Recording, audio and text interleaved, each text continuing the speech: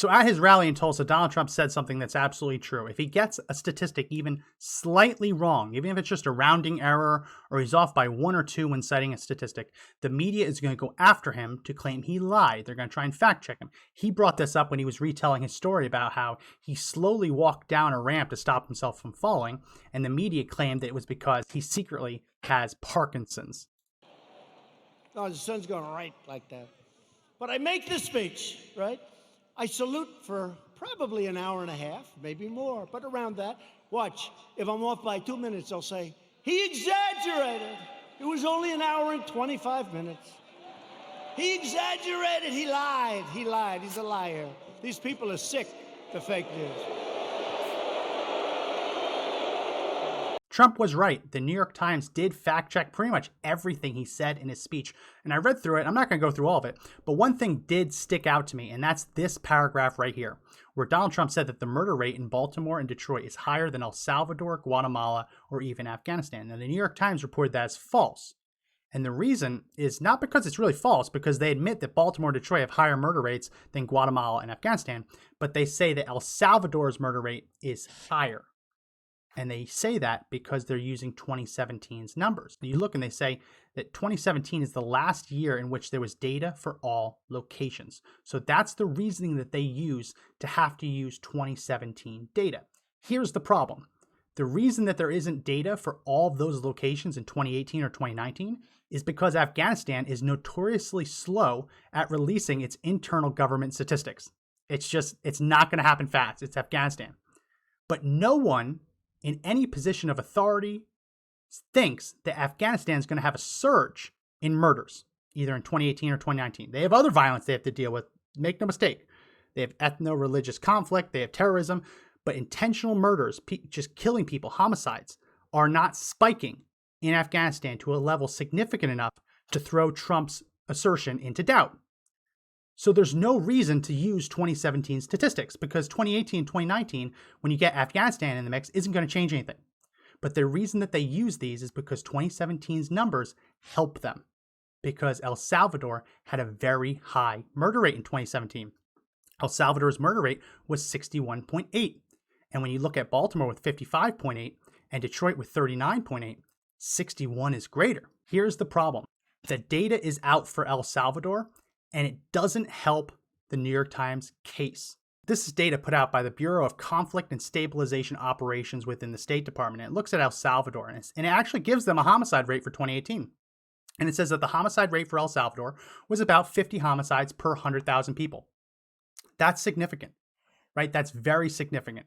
Even though it's probably an estimate that they haven't released their formal numbers, we know enough that's pretty much what it is. It's a nice round number. It's probably plus or minus a couple, but 50 is where the State Department is pegging El Salvador. And you look down here at Guatemala, they're saying that Guatemala had 22.4 homicides per 100,000 persons.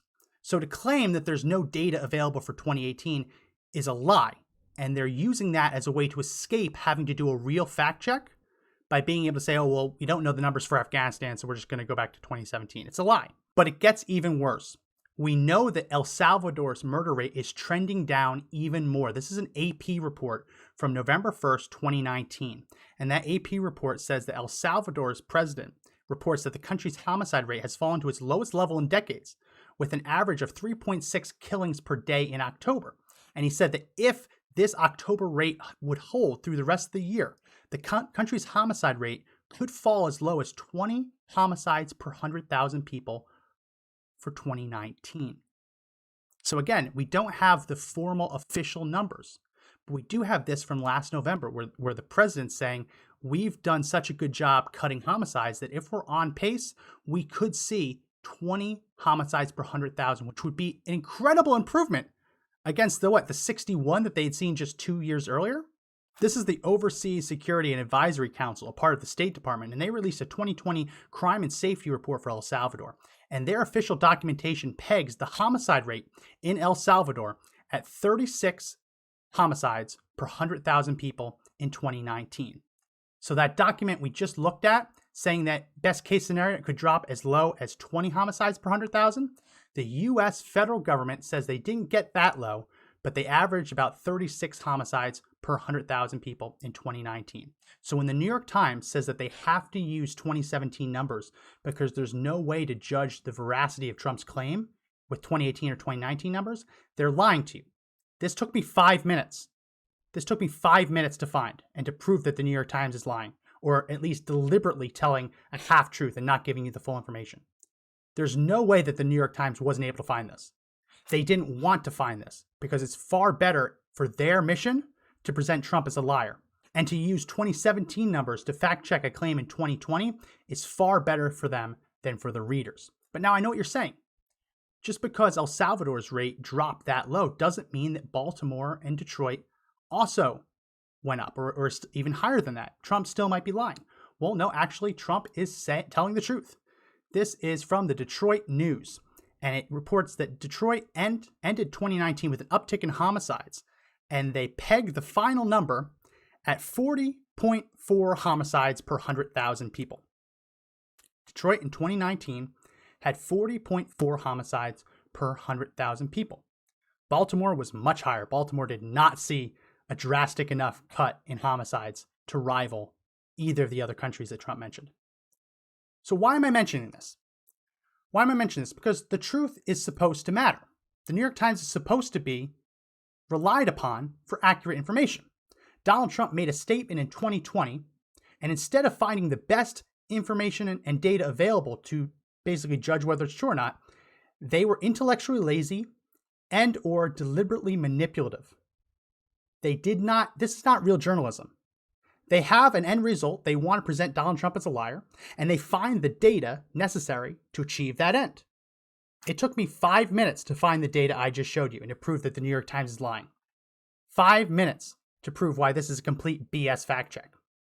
But the New York Times is presenting as evidence. They're saying that Donald Trump lied when he said that Detroit is safer than those three countries. Donald Trump did not lie. In 2019, using the best numbers available to us, you would be safer in El Salvador, Guatemala, or Afghanistan from homicides. Afghanistan would be more dangerous for other reasons. But just in relationship to homicides, there are less homicides per 100,000 people in those three countries than there are in Baltimore and Detroit. The reason that the mainstream media is circling the wagons to try and debunk this is because it is a devastating critique of the Democrat status quo. It is a devastating critique that reminds people that if you vote for the same kinds of people and you don't get any different results, they are responsible for the problems in your life. Right? If a city has been under Democrat control for generations, those same people can't all of a sudden claim that there's structural problems. Well, no, the structure is Democrats. Democrats have controlled these institutions, these halls of government for so long. They are responsible for the problems in these cities. Detroit has a murder rate that rivals third world countries and surpasses third world countries because of nonstop Democrat leadership. That is a fact. And that is why the mainstream media was so quick to try and fact check Trump, even though they lied in doing it. So let me know what you think. Leave a comment in the comment section below. Please do share this because this was a complete lie that they're peddling. More people need to see it, so do hit the share button and do give us a thumbs up and subscribe to the channel. It really helps us as we try and grow. Thank you.